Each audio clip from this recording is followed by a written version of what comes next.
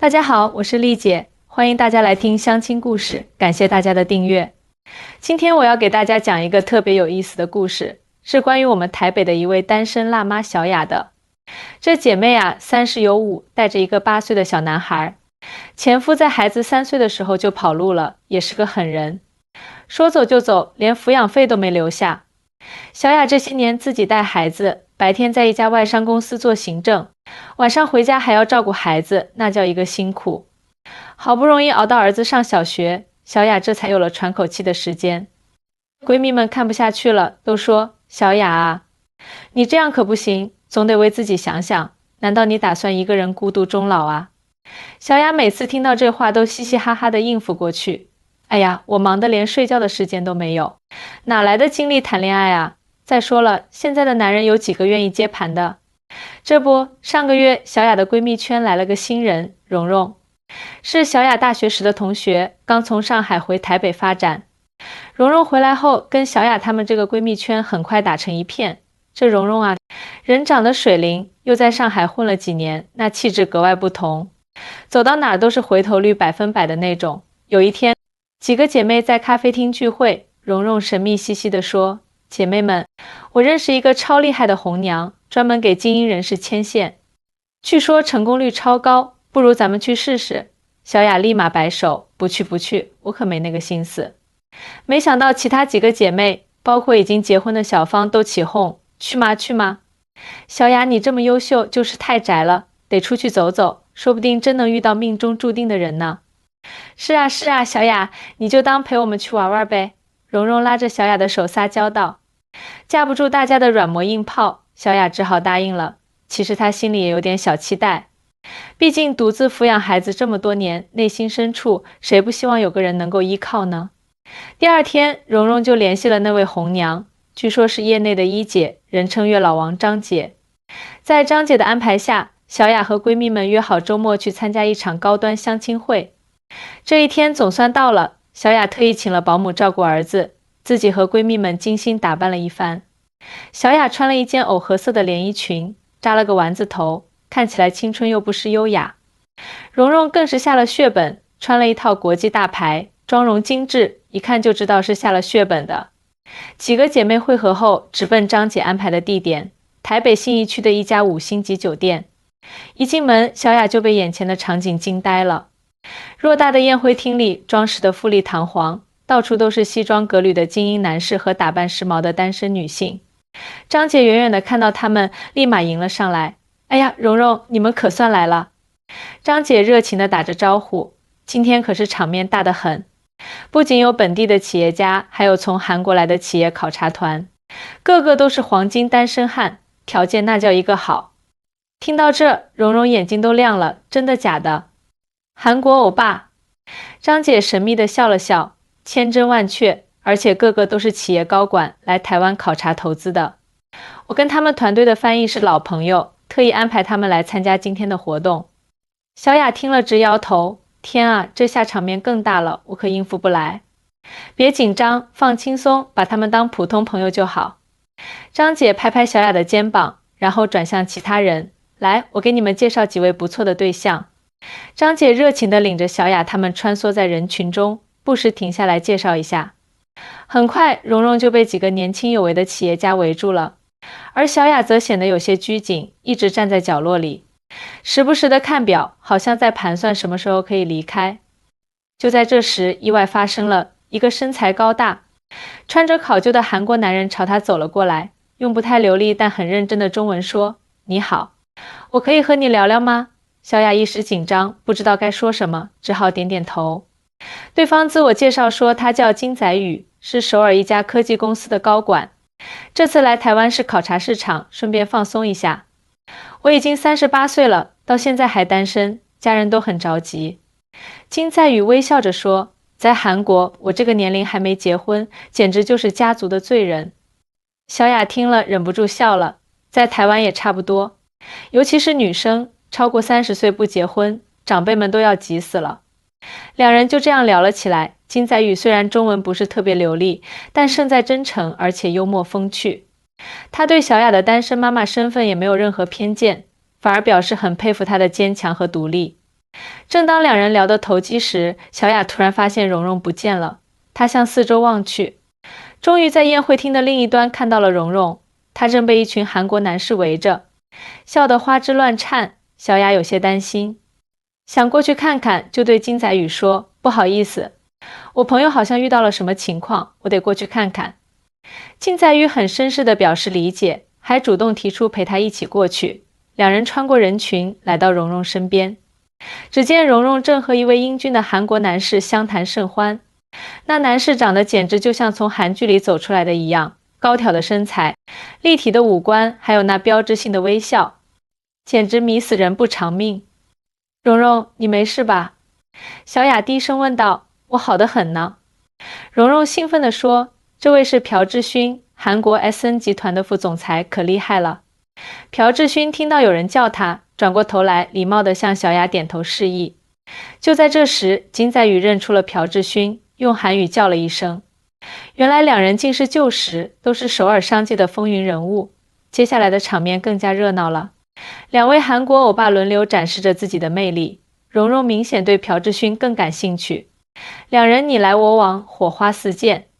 小雅则和金载宇继续聊着，话题从工作转到了生活，再到育儿经验。时间过得飞快，一转眼就到了活动结束的时间。张姐过来提醒大家活动即将结束，并暗示如果有意向继续交流的可以互留联系方式。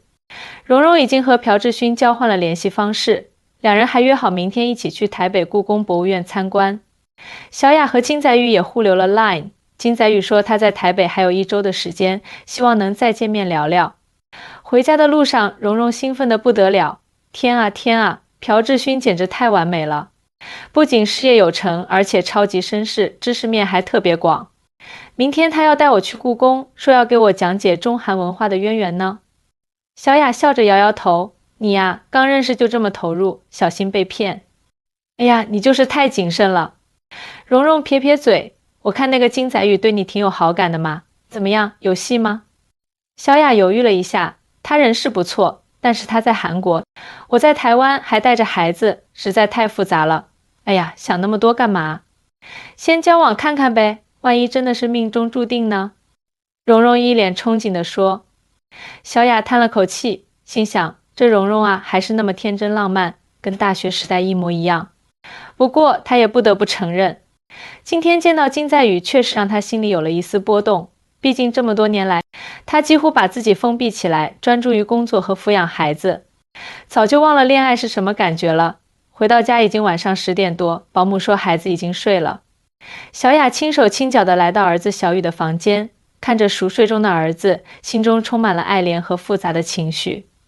这些年母子俩相依为命，如果真的要开始一段新的感情，小雨能接受吗？正当小雅胡思乱想时，手机突然震动了一下。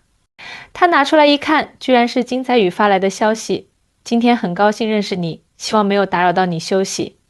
小雅想了想，回复道：我也很高兴认识你，刚到家，孩子已经睡了。金载宇很快又回复：你真是个好妈妈。明天我要去参加商务会议，后天有空，想请你吃顿饭，不知道方便吗？小雅犹豫了一下，最后还是回复：好的，后天晚上可以，不过我得先安排好孩子。金载宇回复：太好了，期待见面。对了，如果方便的话，可以带上你的孩子一起，我很想认识他。看到这条消息，小雅有些惊讶。一般来说，男人对单身妈妈感兴趣，通常会有意无意地回避孩子的话题，而金载宇居然主动提出要见小雨，这倒是出乎他的意料。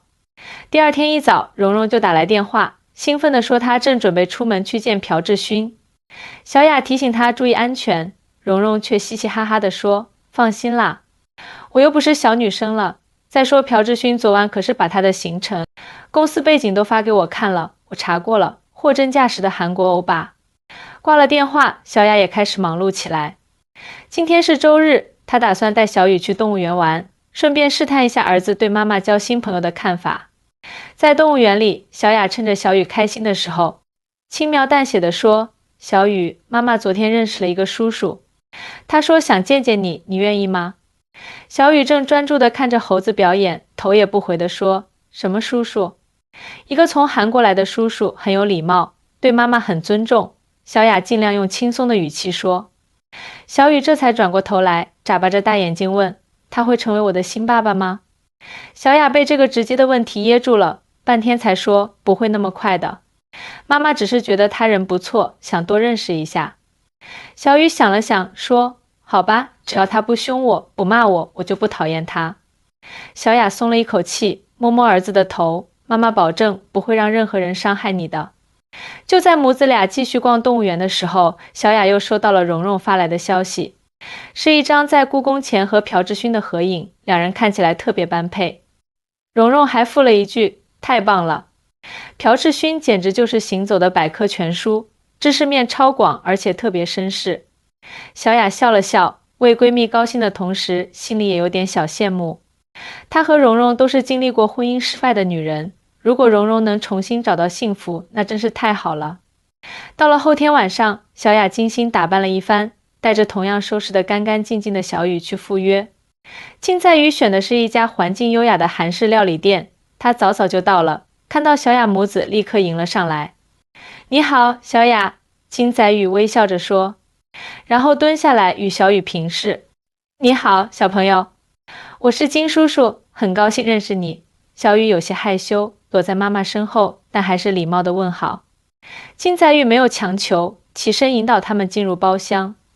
包厢里已经准备好了各种韩式料理，还特意为小雨准备了儿童餐具和饮料。小雅有些感动，看得出金在宇是真的用心了。晚餐气氛很轻松愉快，金在宇讲了很多有趣的韩国故事，还教小雨用韩语说简单的问候语。小雨渐渐放开了，甚至主动问金在宇韩国有什么好玩的地方。韩国有很多适合小朋友的地方，比如乐天世界，那里有超刺激的游乐设施，还有童话村和动物园。金在宇耐心地回答，如果有机会，我很乐意当你们的导游。晚餐结束后，金在宇提出送他们回家。小雅本想拒绝，但看到小雨已经有些困了，就接受了他的好意。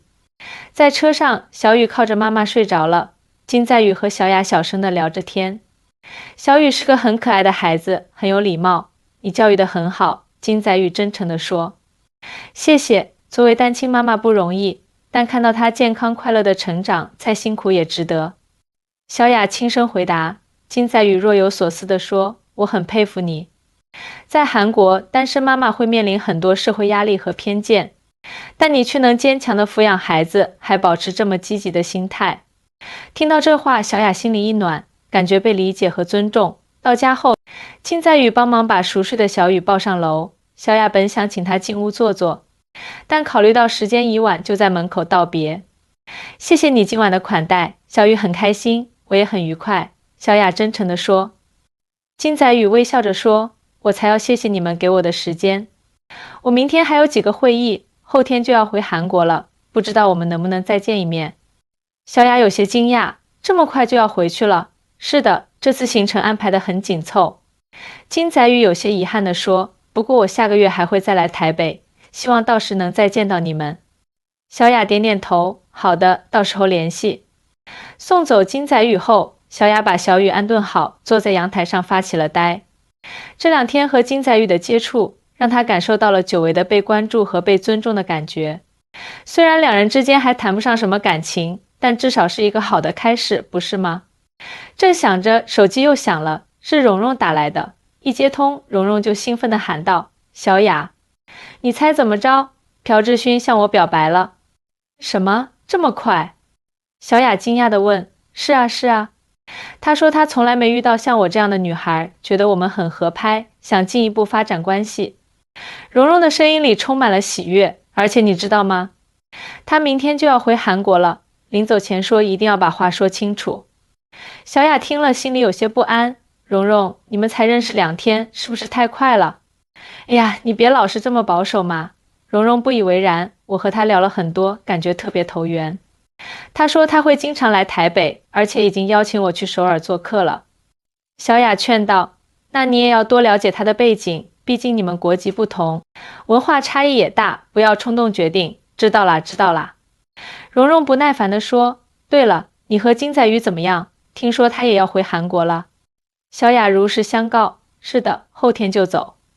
我们今天带小雨一起吃了晚饭，相处的还不错，但也仅此而已。哎呀，你就是太慢热了，蓉蓉叹息道，这么好的机会你得抓住啊。挂了电话，小雅躺在床上，思绪万千。蓉蓉和朴智勋的进展如此之快，让她有些不安，但又不好多说什么。毕竟每个人的性格不同，处理感情的方式也不一样。而自己和金载宇似乎才刚刚开始了解对方，还有很长的路要走。第二天上班的时候，小雅收到了金载宇发来的消息，说他的会议提前结束了，问小雅晚上有没有空一起吃个晚饭。小雅想了想，回复说可以，但需要7点后，因为要先安顿好孩子。金载宇很快回复，没问题，我7点半在你公司楼下等你。小雅心里有些小鹿乱撞，这算是正式的约会吗？她赶紧联系了平时帮忙带孩子的阿姨，拜托她今晚多留一会儿。下班前，小雅接到了蓉蓉的电话。蓉蓉说她正在机场送朴智勋，两人依依不舍，已经约好了下个月蓉蓉去首尔找她。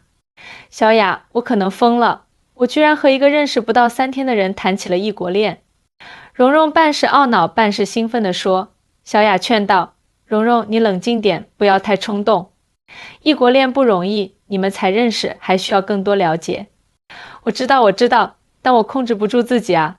朴智勋简直就是我梦想中的白马王子。蓉蓉叹息道，对了，你今晚和金载宇有约会吗？小雅无奈地回答，算是吧，他明天就走了，今晚我们约了吃饭。好机会啊，好好把握。蓉蓉鼓励道，啊，朴智勋叫我了，我得挂了，他要登机了。晚上见面后记得发消息告诉我情况哦。挂了电话，小雅摇摇头，为闺蜜的冲动感到担忧。7点半，金载宇准时出现在公司楼下，依旧是那身考究的西装，举止得体。他带小雅去了一家安静的日式料理店，环境优雅，适合谈心。这是我在台北最后一晚了，明天一早就要飞首尔，金载宇有些遗憾地说。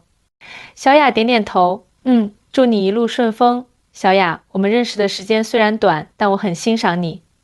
金载宇认真地看着他，我想和你保持联系。如果可以的话，我希望我们能更进一步了解对方。小雅有些意外，沉思片刻后说，金载宇，我很感谢你的坦诚，但我们相距两地，而且我有孩子，实在太复杂了。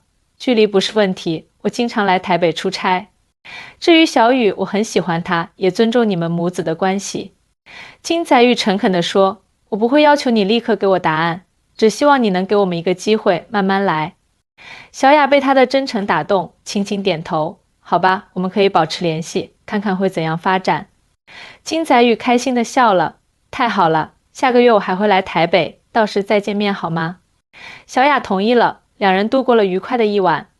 回家路上，小雅收到蓉蓉的消息，说朴智勋已经起飞了，两人约定下个月在首尔见面。小雅叮嘱他要谨慎，蓉蓉却回复了一个爱情至上的表情。1个月后，小雅在家里准备晚餐，等待金载宇的到来。这1个月，他们一直保持联系，感情渐渐加深。小雨也对这个金叔叔充满期待，因为金载宇经常给他寄韩国的玩具和零食。就在这时，手机铃声响起，是蓉蓉打来的。小雅接起电话，却听到了闺蜜崩溃的哭声。小雅，我被骗了，朴智勋根本不是什么韩国企业高管，他是个骗子。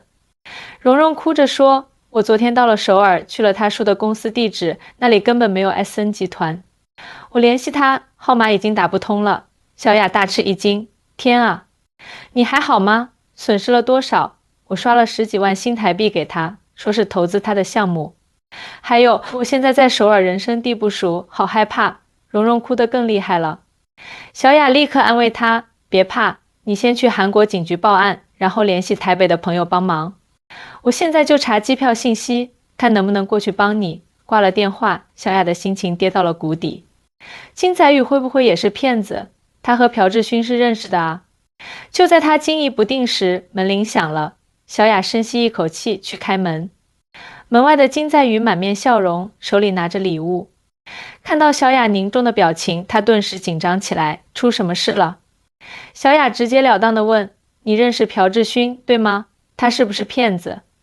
你们是一伙的吗？金载宇一脸茫然。朴智勋，哦，你说那天在相亲会上的那个韩国人，我只是在会场认出他来打了个招呼，并不熟悉。怎么了？看到金在宇困惑的样子，小雅将蓉蓉的遭遇告诉了他。听完后，金在宇立刻拿出手机，我认识韩国警方的人，可以帮忙联系。另外，我可以证明我的身份。他打开手机相册，给小雅看了他的公司证件、名片和各种工作照片。小雅这才松了一口气，为自己的怀疑感到有些愧疚。金载宇理解地说：“我不怪你多疑，你是在关心朋友。让我帮你联系韩国警方，看能不能找到你朋友。”2天后，在金载宇的帮助下，蓉蓉平安回到了台北。虽然损失了一些钱，但人没事。朴智勋是惯犯，专门在各国高端相亲会上行骗。